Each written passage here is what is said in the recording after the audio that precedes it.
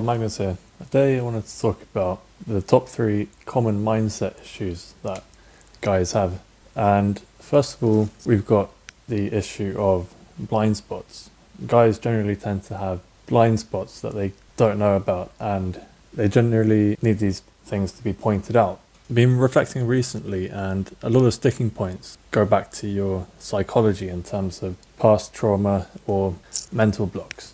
But as I said, these will commonly be in the form of blind spots. So guys won't even necessarily be aware of the issues that they have. So this is one thing that really needs to be addressed. If you're struggling to make progress and you don't know why, then it could be that you need an extra set of eyes to just see things from a different perspective, get an outside perspective on what you're doing.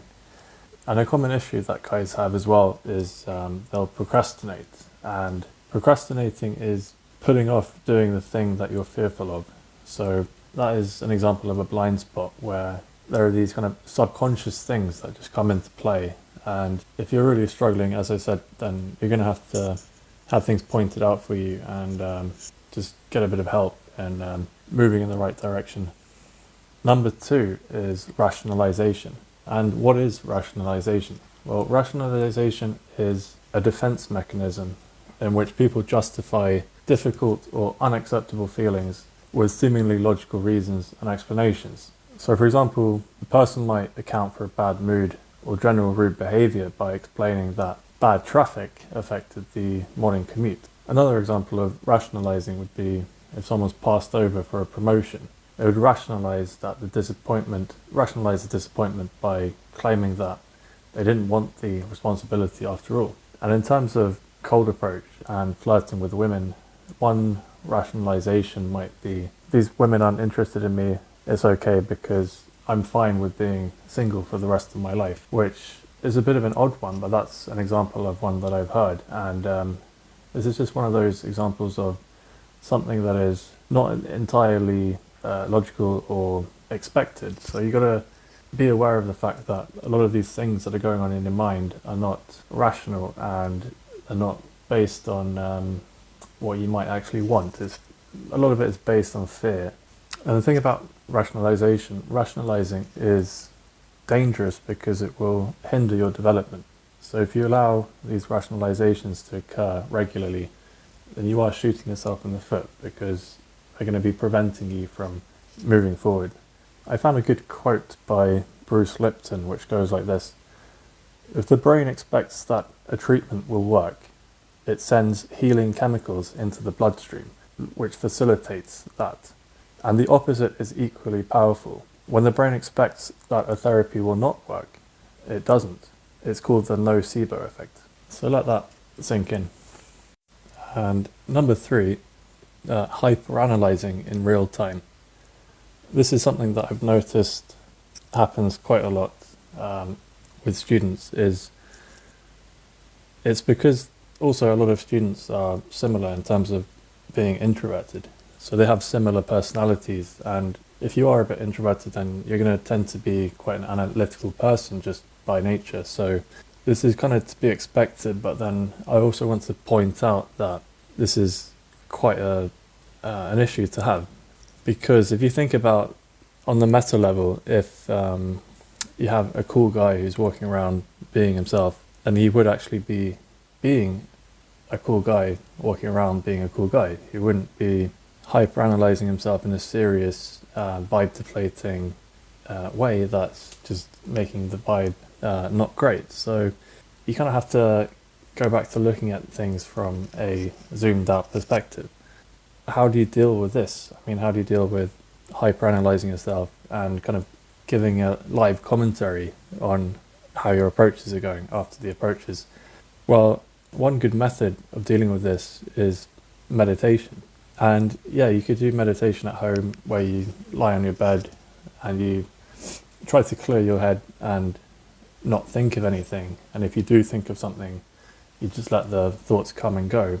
That's one method. But another very effective method for when you're in field, when you're out there talking to girls, is to simply focus on things that are going on outside of your mind, outside of your head. So one example of that would be to think about the people around you and soak in what they're doing and what the atmosphere is like in a place. You know, can you hear the birds chirping and the things going on around you? Can you kind of focus on that? Because focusing on that will stop you from focusing inwardly on these thoughts, this running commentary on how things are going. Because when you're verbalizing these thoughts, these judgmental thoughts about yourself, this is just going to lead to, like, as I said, your vibe being affected negatively by this. When you've done an interaction, when you've finished talking to a girl, you kind of mentally think of it as you have a bag and you just zip the bag up and the conversation is inside the bag, and then you throw this bag into a river and you just let the bag kind of sail down the river and it's gone. It's out of your mind.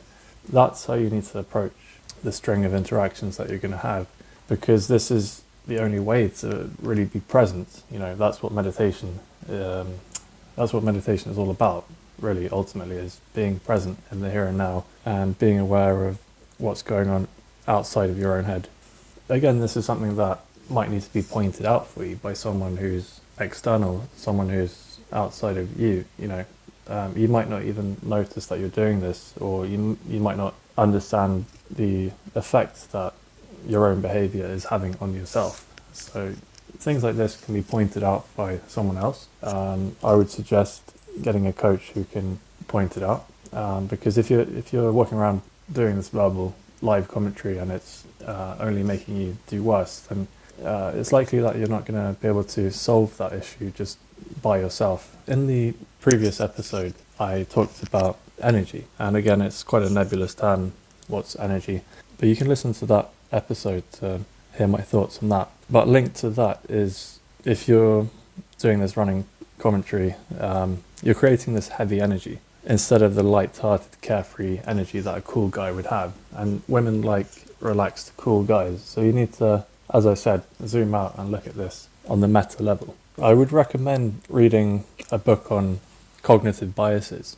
There are many books on the market, but I particularly recommend reading The 25 Cognitive Biases by Kai Musashi. Understanding human psychology, decision-making, and how not to fall victim to them.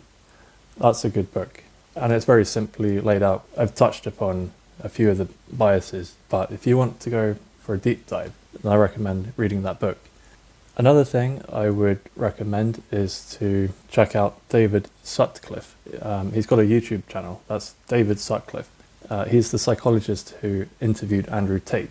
I thought that interview was very interesting, and you can really see like how someone's background and upbringing and all kinds of different things really can affect the way that you operate in the world. There are cognitive biases that we all suffer from, and we all need to kind of identify to some extent to move forward and just improve ourselves.